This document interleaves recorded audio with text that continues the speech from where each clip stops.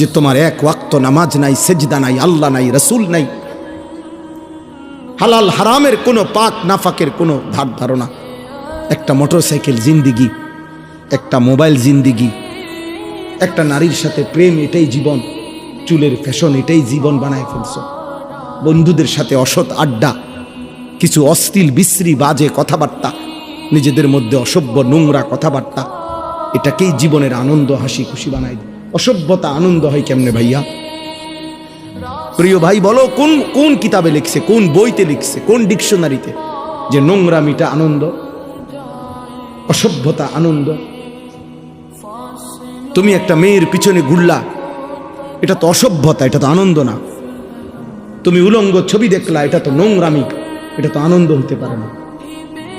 অশ্লীলতা তো পৃথিবীর কোনো ভাষায়, কোনো দেশে, কোনো ধর্মে অশ্লীলতাকে আনন্দ বলে না, অসভ্যতাকে আনন্দ বলে না।